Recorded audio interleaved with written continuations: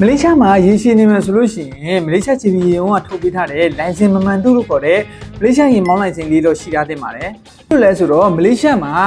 နေ့တိုင်းလို GPJ လမ်းဘလော့တွေအများတန်းရှိနေတတ်လို့ပါ။ကို့မှာကမလေးရှား GPJ ရေုံကထုတ်ပေးထားတဲ့မလေးရှားရေမောင်းလိုင်စင်လေးတာရှိမှဆိုလို့ရှိရင်ဘယ်နေရာတော့စေးလက်ရေးသွားလို့ရမှာပဲဖြစ်ပါတယ်။အဲ့ဒါကြောင့်မလေးရှားလိုင်စင်ကိုကျွန်တော်ကိုယ်တိုင်ဘယ်လိုလုပ်ခဲ့ရလဲဆိုတဲ့ဟာလေးပြောပြပေးတော့မှာမို့ဒီဗီဒီယိုလေးကိုအဆုံးထိကြည့်ပေးခဲ့ကြအောင်နော်။မလေးရှားရှိမောင်းလိုင်စင်ဆက်လုပ်တော့မယ်ဆိုလို့ရှိရင် passport permit ရှိရပါမယ်။ passport နဲ့ permit ရှိတယ်ဆိုလို့ရှိရင်ကိုနေတဲ့မြို့အနီးနားမှာရှိတဲ့လိုင်စင်လုပ်ပေးတဲ့ agency ရုံးတွေမှာတင်နန်းသွားအားရမှာပဲဖြစ်ပါတယ်။တင်နန်းဆိုင်တဲ့အားကိုauto ကားမောင်းမှလား manual ကားမောင်းမှလားဆိုတော့ရွေးရပါမယ်။ဘာဖြစ်လို့လဲဆိုတော့ auto ကားလိုင်စင်က manual ကားမောင်းလို့မရပါဘူး။ manual ကားလိုင်စင်ကတော့ auto ကားမောင်းလို့ရပါတယ်။ auto ကားလိုင်စင်ရွေးမယ်ဆိုရင်တော့ auto ကားလိုင်စင်ကတင်ရတာလွယ်ပါတယ်။ manual ကားလိုင်စင်ကတော့တင်ရတာနည်းနည်းခက်ပါတယ်။ဒါပေမဲ့ auto ကားလိုင်စင်က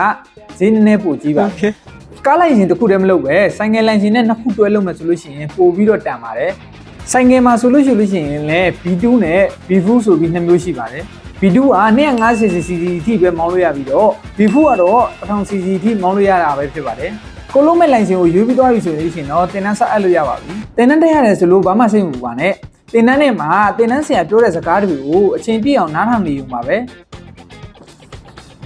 တင်နန်းချိန်ပြီးသွားပြီဆိုလို့ရှိရင်တော့ဓာတ်ပုံလေးရိုက်ပြီးပြန်ပေးတဲ့ passport စာအုပ်လေးယူပြီးပြန်လာယူမှာပဲ။တင်နန်းပြီးပြီဆိုလို့ရှိရင်ကွန်ပျူတာဓာတ်ဖြေရမှာပါ။ကွန်ပျူတာဓာတ်ဖြေရတာကမေကွန်း90ဖြေရတာဖြစ်ပြီးတော့မေကွန်း90ထဲမှာ42မှတ်ရရင်အောင်ပါတယ် What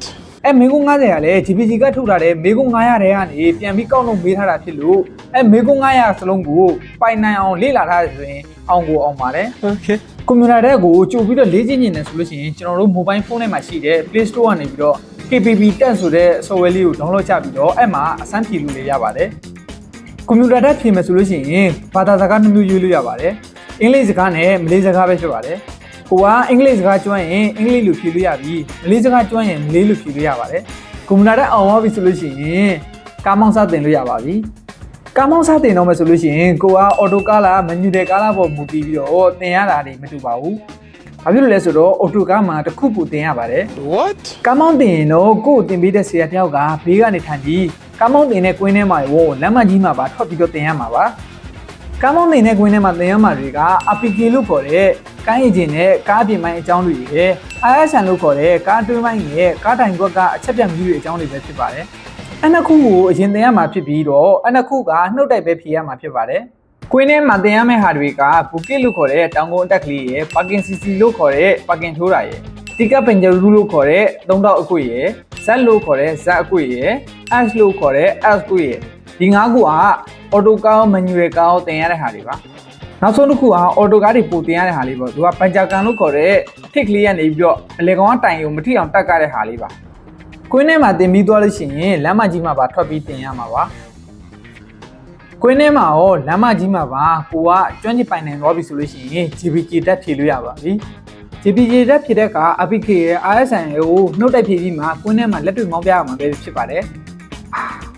ပြီးမှလမ်းမကြီးမှာထွက်ပြီးတော့မောင်းပြရမှာပါအပြင်လမ်းမကြီးမှာထွက်မောင်းပြတဲ့အခါကိုမောင်းတဲ့ကားမှာ GPG အရာရှိတယောက်ကဘေးနားကနေထိုင်ပြီးလိုက်ကြည့်မှာပါဒါပေမဲ့ဘာမှစိုးရိမ်စရာမလိုပါဘူးတင်ထားတဲ့အတိုင်းပုံမှန်လေးမောင်းပြလိုက်ရင်အဆင်ပြေပါတယ် Okay ဒါပေမဲ့သတိထားရမှာတစ်ခုကမန်နျူရယ်ကားလိုင်စင်ဖြေတဲ့သူတွေအနေနဲ့ကိုကကလက်လွတ်တာမကျွမ်းကျင်လို့စက်တေဝါတာမျိုးခဏခဏဖြစ်လို့မရပါဘူးသုံးခါတဲ့ကြော်သွားရင်ကျပါတယ် Wow ကျသွားတဲ့အခါနောက်ဘက်ပြန်ဖြေရမှာပါအဲ့ဒါကြောင့်မန်နျူရယ်ကားလိုင်စင်ဖြေတဲ့သူတွေအနေနဲ့တေချာလေးဂရုစိုက်ပြီးတော့မောင်းပြဖို့ကြံပေးခြင်းပါတယ်